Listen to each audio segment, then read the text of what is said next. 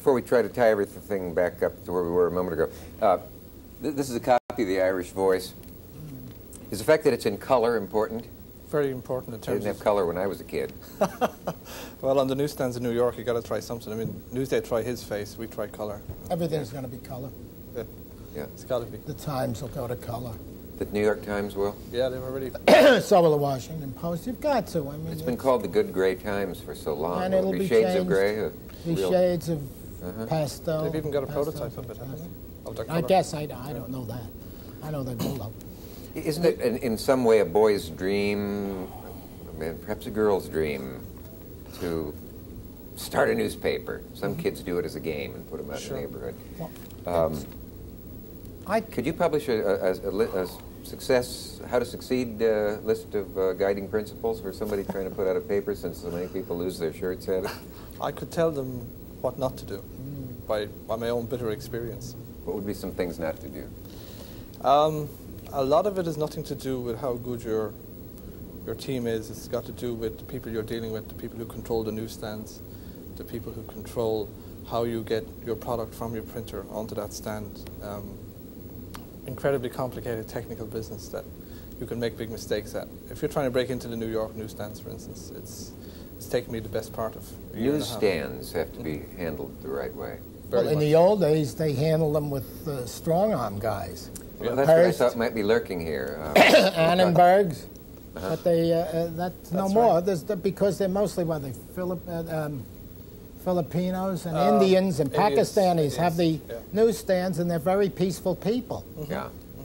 So unfortunately, there's no dynamite involved. You've got to use your brains to get the paper on the newsstand now. Well, you see, you can just get totally lost if you're not one of the big papers. It's not romantic. You can be buried under 25 so you copies. Hire a good staff, you can get it printed, you can get your graphics done, and you can do all of that, and find people who can run a linotype machine. But to get it out where the people can read it is rough. Yeah, well, you know, when you're living in New York, obviously there are many areas this paper shouldn't be in because it's of no use to the people in that community. And trying to figure out where your sales should be at, trying to send out 55,000 papers into a market and making sure that half of them aren't going to the wrong place. But don't they teach this in the journalism schools? I'm sure you're both graduates. I don't. I went to John Adams High School 5 years. That's the best I did. I never went to journalism school. I think that the one thing about the business, I think you're talking about trying to get it on a newsstand, I think it's the healthiest thing in the world to work on. Normally, the heritage of the newspapers is in print or in law and tales. There's a lot of people whose livers gave out at an early age and they were gone. That happened to the hard fellow. I think the main body of people who've worked on newspapers are incredibly healthy, much more so than the average person, because you wake up each day to a day of surprises. And the surprise in the day, the jury coming in, or the phone call about a politician getting in trouble, or just a plain woman out of a neighborhood doing, an average person doing something extraordinary, which occurs. The thrill, it's so exhilarating, of surprises that I've gone 25 years without a cold. I don't even catch a cold. I've got a little raspy throat today. That's the first time I can't recall one. Murray Kempton and I were talking about that. Now, Murray Kempton has been around for, I don't know how long, and I don't think he'd admit it in front of a jury. He doesn't even get a cold. So health equals having a job that surprises you every day, and that... Oh, I think that's absolutely one of the healthiest thing. The booze... The booze is the big problem with newspapers. The booze always... Well, traditionally from the printing business, booze was the enemy. So I kind of got away from it. I'm trying to do a lot of work, a book and whatnot, and I'm not drinking because I can't afford the luxury of a hangover. I can't handle a hangover anymore, so I don't go near it. So you have a practical reason. Yeah, absolutely. No, there's nothing noble about it. It's fear of a hangover. It takes too much time. And I'm not drinking that much, and I'm working, and the surprises are even sharper now.